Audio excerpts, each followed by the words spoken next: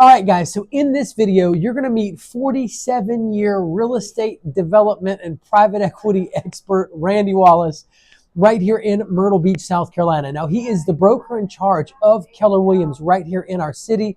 Now, he's worked on as many as 40 real estate development deals. You're going to hear life lessons, you're going to hear blunders, you're going to hear successes and words of the wise right in this video. Let's get into it now.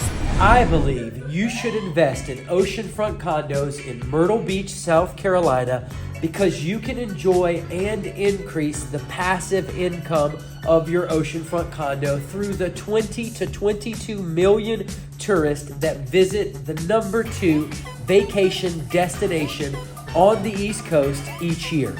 Not only can you enjoy the equity paid for by visiting tourists, but you can also anticipate the over 100% appreciation experience at many of the oceanfront resorts in our market during the recent decade. I believe you should invest in oceanfront condos in Myrtle Beach, South Carolina, because you can depreciate them, reducing your overall tax burden, keeping more money for you and your loved ones, and ensuring unnecessary taxes aren't paid. All right, Randy, can you walk us through your first development project and what you learned from that experience? Well, the first development project I did was working for somebody else, and there were actually several of them. And what I learned in doing that those projects, it just took a lot of consistency. You had to stay on top of everything every single day. Details were important. That you had to, working with the architect, working with the engineer, working with buyers and buyers of the project we were developing. But there were always a lot of details, and you had to be consistent and show up every day. You couldn't skip. You had to stay on it. The rewards were great at the end, but you had to stay focused. That was the number one word I would use, to stay focused on the project, doing that one project from start to finish. Wow. Okay, so now when you say focus, can you speak to a little bit of the things that would have distracted you and stopped you from being able to get through to the end? Well, things that maybe you said no to? Yeah, everybody wants to chase rabbits. Everybody wants to, there's a shiny little thing over there, I want to go chase that. Oh, I got this great idea for this other project over here. But you have to, the project is not just an idea. It's got a lot of details to it. So you have to stay focused on that. The success is in the focus. If there's not somebody focused on and responsible for that project from start to finish, it will not go well. You can't be doing that and then, be second or third or first on 20 other things, and be able to finish a project successfully. Somebody's got to be in charge and get it done. So when you do projects, you're doing one at a time? Not necessarily doing one at a time, but if I have somebody, I have to have a partner or a manager or somebody else who can be responsible for the things on that project. Again, you can do multiple projects, but if you're doing multiple projects, you have to have a partner or a manager who is the go-to person for each project when you're not available. Exactly. So there's always somebody carrying the ball. There's always somebody whose main focus that day is on that project. Wow.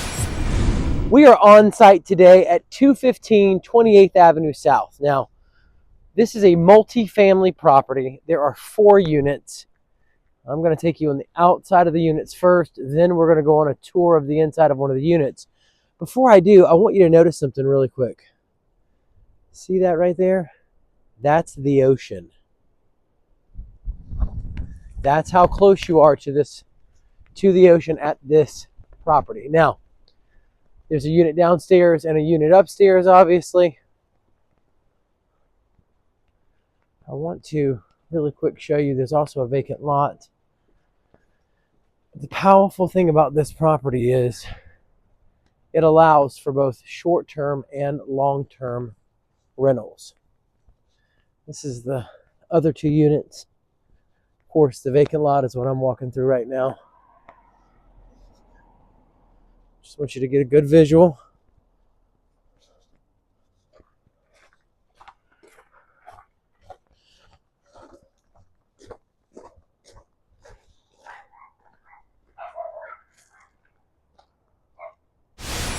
All right, now I want to draw your attention to the top right corner of your screen on the split screen. On the other side of the screen, your purchase price was $1,652,211. Your acquisition cost were $33,044. That's a 2% broker fee for handling this transaction. Then you've got your loan cost of $24,783. Again, that is going to be 2% of the loan amount for this property, which is not the same as the purchase price because you are going to have to pay that 25% down.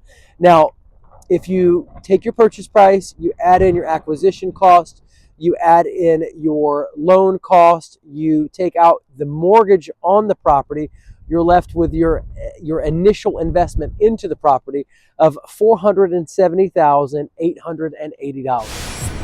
Now, I'm going to draw your attention to the taxable income section of the spreadsheet on your screen.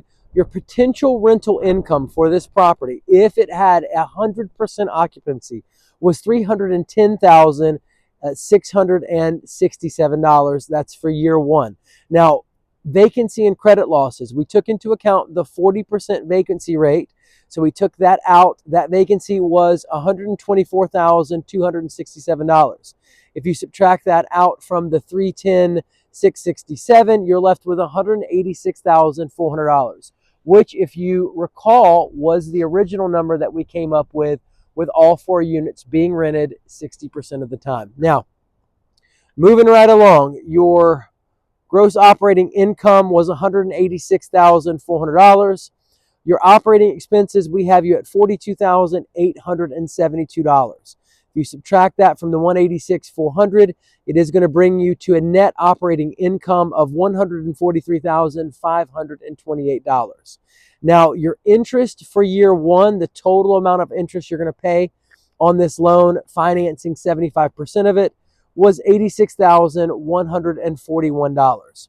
Moving right along, your cost recovery, it came out to $37,000. That's the amount of depreciation that you can depreciate this unit in year 1. Now, the depreciation was calculated by checking into the county assessor's records on the property, calculating the percentage of the improvements to the total value of the property according to the assessor.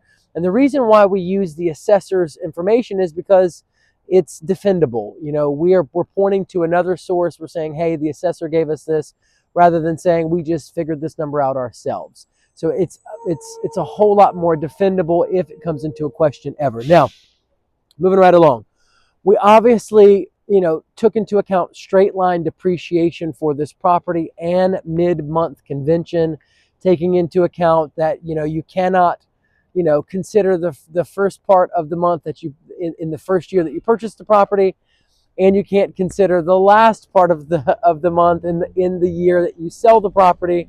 So we took into account that mid-month convention.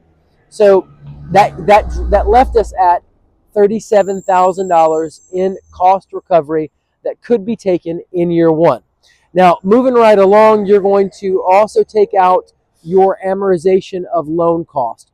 Essentially, we took that $24,783 in loan fees, and we amortize that over 5 years. Now, that's going to give us a real estate taxable income of $15,431.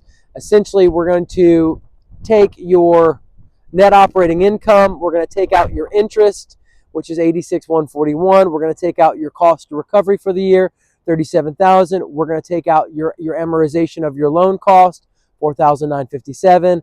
And that's going to leave us with the taxable income that we have on this property in year 1, which was at $15,431. Now, our tax liability ended up being a total of $5,709. That's 37% tax rate on the $15,431. Moving right along, let's take a look at your cash flow. Now, your net operating income again was $143,528. Your annual debt service was $105.97. That's your annual payment times 12 for the loan at 75% of the purchase price. Now, if you take your $143,528, your net operating income, and subtract out your annual debt service, you are left with a cash flow before taxes of as much as $38,431. If you take into account your tax liability at 37%, that's $5,709. Subtract that $38,431, and it is going to leave you with a cash flow after taxes of $32,721 in your first year. Now, for years 2 through 6, essentially we escalated the potential rental income by a 2% increase each year. Now, can we guarantee that? No. Can we ever guarantee future profits? No. In our mind, based on inflation, we're going to be increasing our rents. So there's a 2% escalation. My tie is running away from me. All right, so moving right along to vacancy and credit losses. Again, those increased again based on that same 2% scale. And your gross operating income came up again to $190,000, $128,000 in the second year, and of course increased again based on that 2% increase in your potential rental income. Now, some other things I want you to notice is your cost recovery in years 2, 3, and 4 were a little bit lower than in years 1 and 5.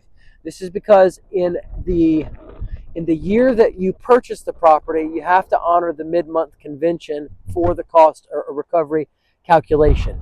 In the year that you sell the property, this presupposes that you're going to sell the property in year 5. Again, you have to honor that mid-month convention.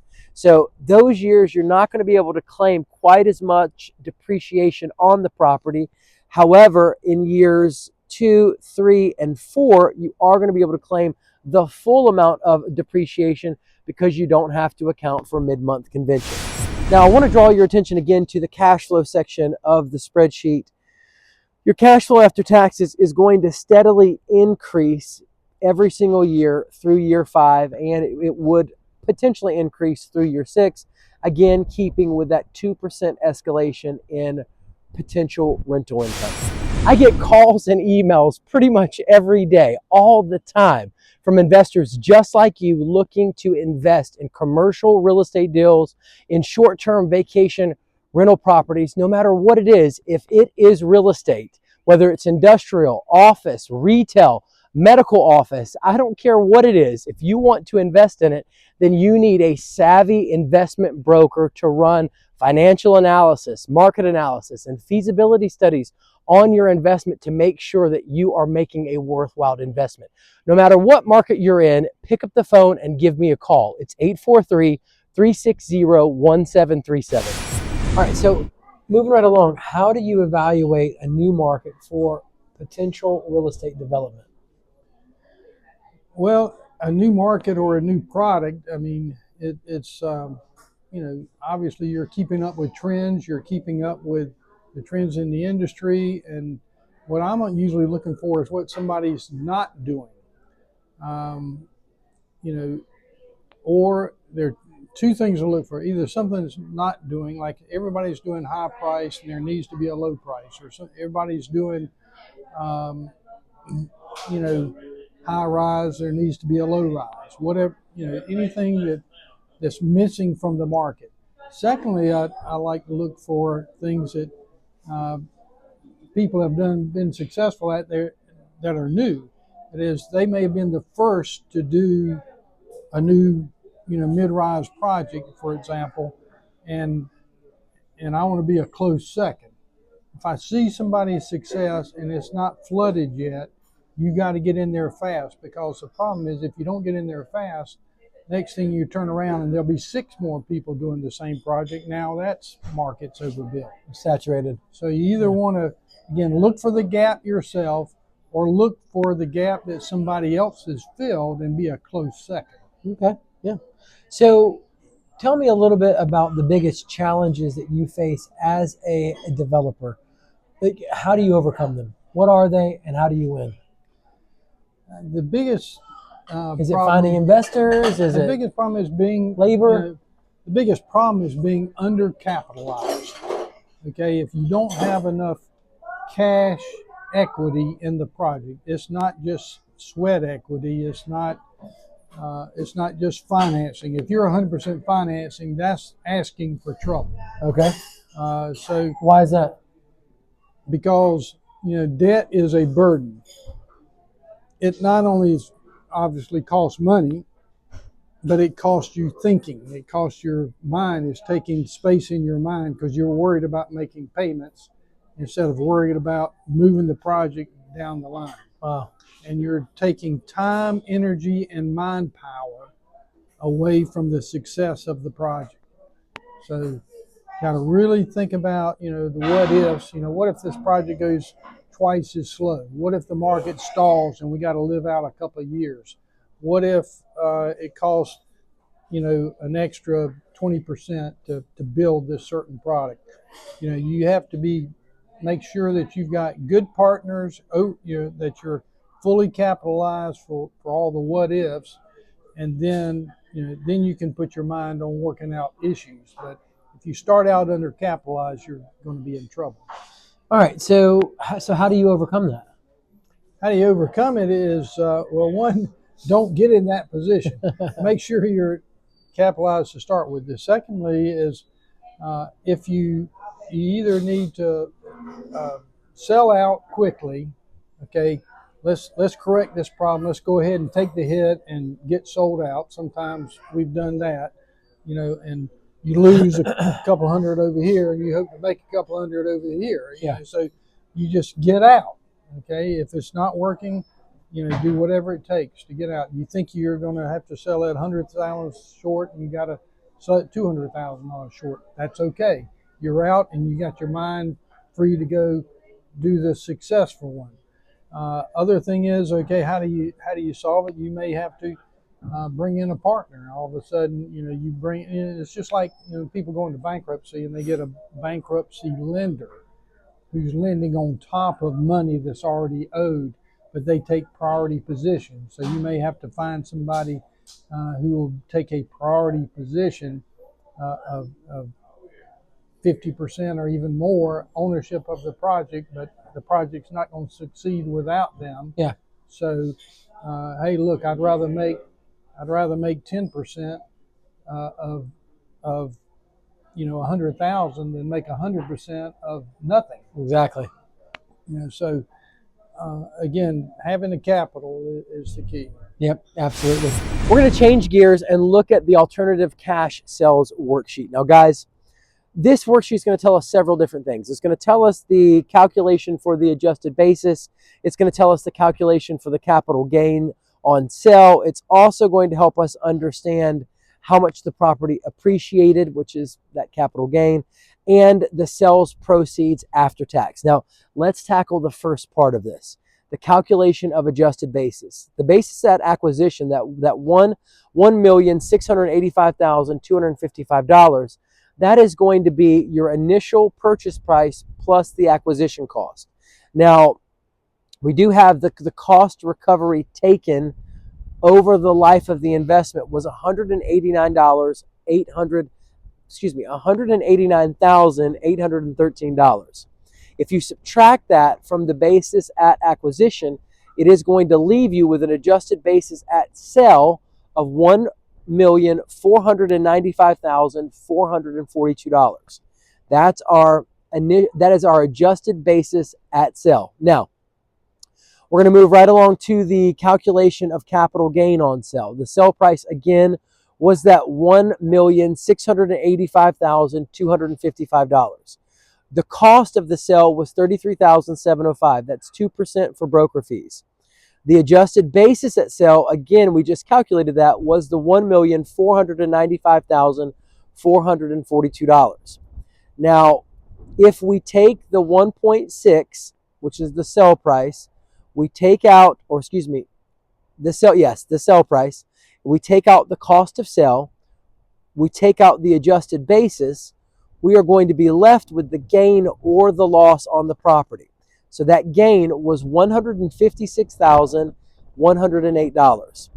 Additionally, we're going to step up and plug in that total cost recovery taken throughout the life of the investment. That was $189,813. Now, the difference there is the capital gain from appreciation. You can see that that number is negative. In other words, we were able to depreciate this property more than it appreciated. Now, we're going to move right along to, I don't want to skip real quick, your unamortized loan cost. We've got that over the life of the loan, that $24,783. And then our ordinary taxable income after that 5-year period was a negative $58,488. In other words, we didn't have taxable income for this property. Now, at the bottom there, we have the calculation of sales proceeds after tax. So we have our sales price of $1,821,460. That's $1,821,460. Now, the way that we arrived at that price, I kept this simple and easy. I kept the cap rate at 8.7%. Currently, it has an 8.7% cap rate based on my calculations.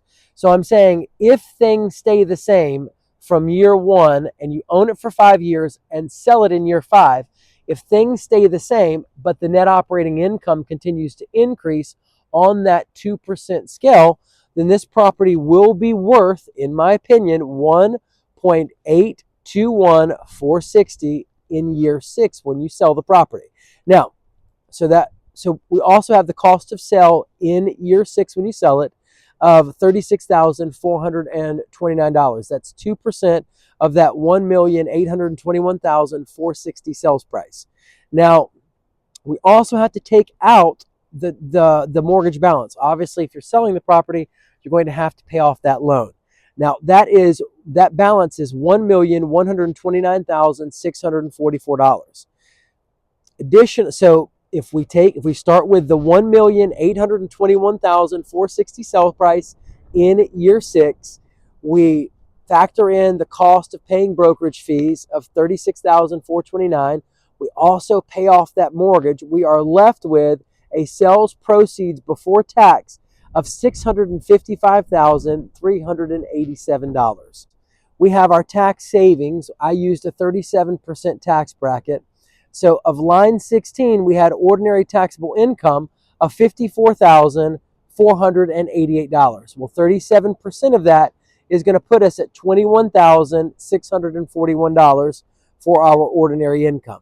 Then we also have to pay what's called recapture, straight line recapture tax. Now, the government is going to want 25% recapture tax on the cost recovery that was taken throughout the life of the investment.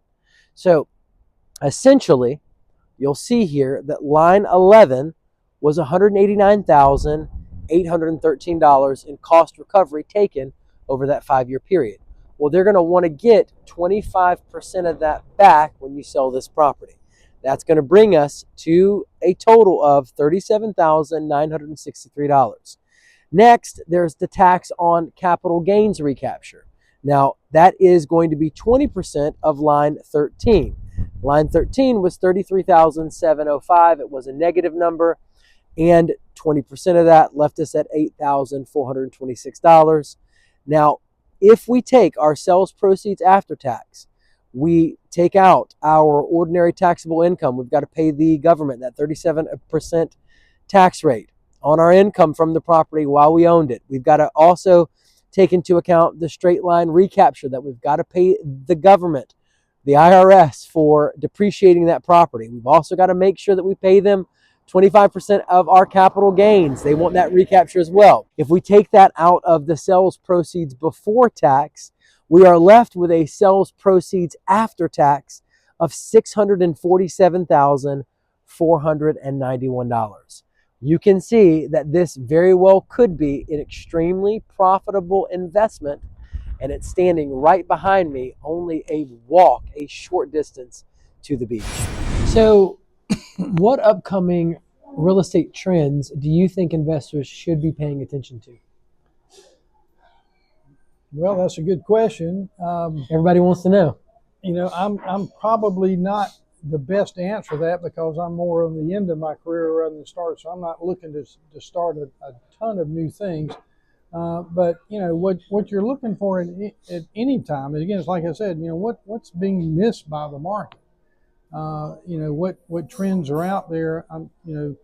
That's something that you're looking. If you're looking for something I'm going to do for the next 10, 20 years, I'm trying to wind down over the next 5 years. So it's not high on my priority list, but what I'd be looking for, it's just like, we go back and forth between single family and multifamily. Sometimes multifamily, what's getting overbuilt? A lot of multifamily got overbuilt in certain markets, including here, because it was all high-end multifamily. And you can't do 100, high-end multifamily projects. You got a gap in the market for middle to low end. And no middle and no low end. Yeah. So you're always looking for those gaps, always. Okay. And now, I mean, I know that you're no stranger to market downturns and recessions. What are your development strategies when you see that on the horizon or when we're in one? What do you do? Well, you and I have talked about that before. The first thing I want to do in any project, in any development, is make sure I have the partners that I want in the project. Because if you run into trouble, a bad partner is going to be gone and not much help, and might even be making the problem worse. Making sure you have a partner who's going to stick with you, who's going to do their share of work and also supply their share of the money, and that they're totally honest and they got a track record for hanging in there and whatever. Just because you're buddies with somebody, you don't really know how some people are when they get under pressure. Yeah. So speaking of that, we were talking at the office just the other day, which is what spurred this video. Kind of walk me through that incident that you had where you chose a partner that you shouldn't have chose, and kind of walk us through that lesson learned. Well, if I always look back. It's easy to look back and say, well, I should have spent more time. But I had a partner that I thought was a good partner, and been successful, but he was that shiny bright thing. He was that next little shiny thing. Instead of me doing more research to look behind and see, well, he hadn't been a good partner in a couple of things before. He hadn't stuck with it. He tended to oversell or overstate something. And again, so the biggest thing is to vet somebody fully ahead of time. Take the time to go back 2 or 3 levels. Who has he partnered with before? What other projects have done? What do the partners say about him? Not just what does the market say or what does his LinkedIn bio, his LinkedIn bio. Yeah, things like that. You got to go a little bit deeper. And so, again, my lesson learned for that was to, always, great. Could be a great idea, but if you have a great idea and you have bad partners, even a great idea can stumble along the road, and bad partners can make the project fail as much as any other thing. Yeah, so it's like that old adage in business: you can't grow your business faster than you can find the right people. That's right. It's the same kind of thing. So basically, you're saying just as much as the next big thing or the next great project is important, and knowing knowing the right space, the right niche, the right product in the right market, all that stuff is important. You got to have that. But if you got the wrong people, it's going to mess you up.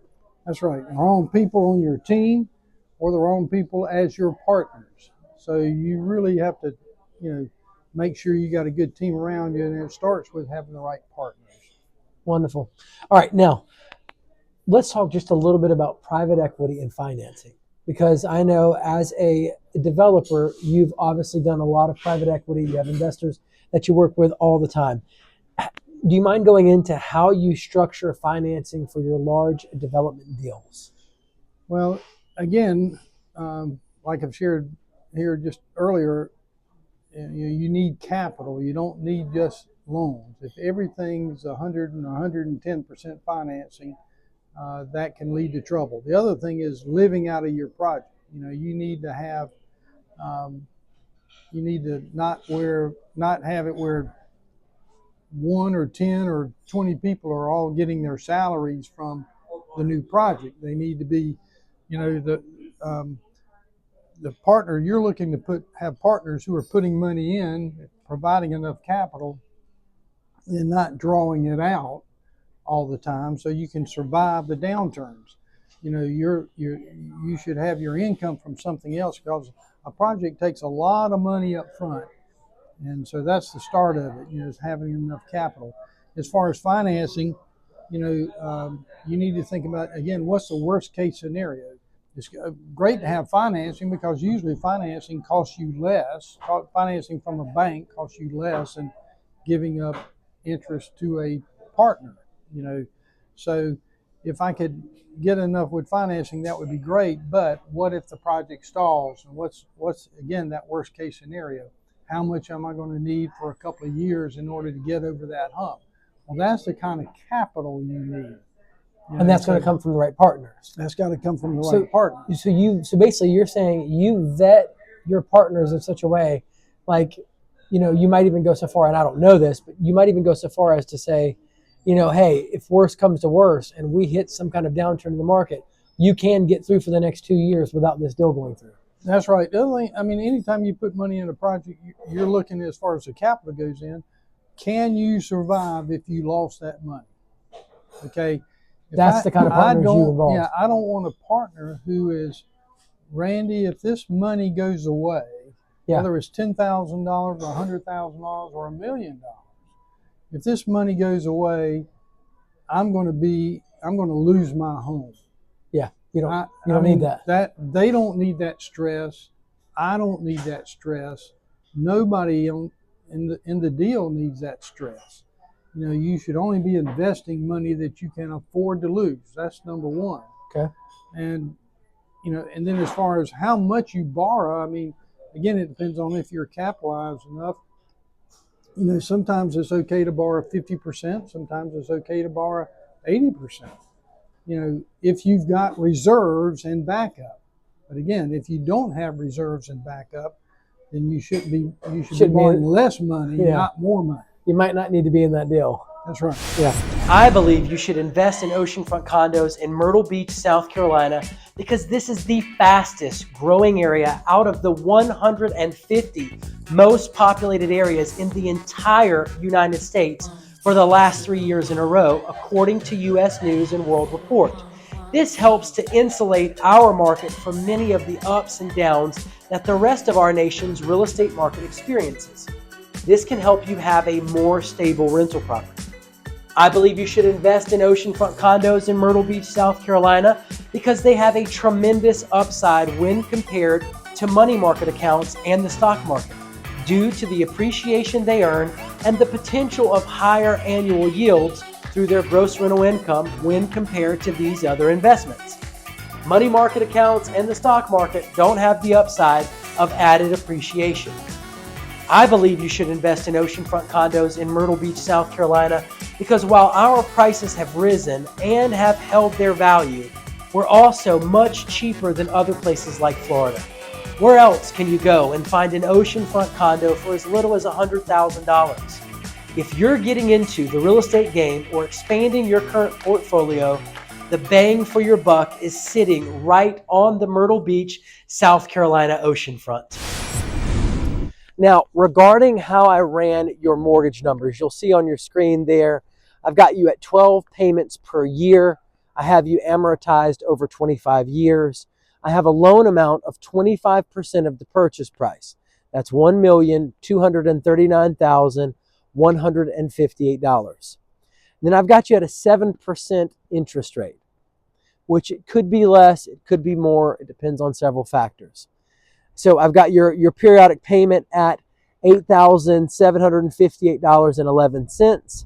And then you can see if the loan played out, for the full 25 years, what those payments would be for your interest, what the principal payment would be, what the balance each year is. Of course, I'm assuming that you're going to have a 5-year loan term on a property like this and then have to find additional funding or have the property paid off. Now, I am super excited to talk to you about this next screenshot, guys, because it's got your numbers on it, man. It's got your internal rate of return. It's got your net present value. It's going to show you what this investment is really worth to you. Now, let's say that your year zero cash flows are, again, that initial investment. You're gonna have to shell out that $470,880. Well, year one, you had those cash flows that we looked at $32,721 that you brought in. It wasn't negative, it was positive. Then year two, $34,616. Year three, $35,917. Then $37,216, and finally $37,916 in year five. Then in year 6, when you sell the property, or at the end of year 5, you sold it, and we looked at your numbers, you made $647,491. Well, if you have a discount rate of 12%, a hurdle rate, like 12% is what you're wanting to get out of this investment, then you can calculate what the net present value of this deal is to you. Now, when I ran those numbers, it shows us that if your hurdle rate is 12%, the property is presently, based on these cash flows over 5 years, it is overvalued by $24,066. In other words, you don't have to buy the property any cheaper in order to achieve that 12% hurdle rate. And in fact, you are to the clear, or you are in the surplus as much as $24,066. Now, your internal rate of return on this property was 13.27%. Come on. I get calls and emails pretty much every day, all the time, from investors just like you looking to invest in commercial real estate deals, in short-term vacation rental properties. No matter what it is, if it is real estate, whether it's industrial, office, retail, medical office, I don't care what it is. If you want to invest in it, then you need a savvy investment broker to run financial analysis, market analysis, and feasibility studies on your investment to make sure that you are making a worthwhile investment. No matter what market you're in, pick up the phone and give me a call. It's 843-360-1737.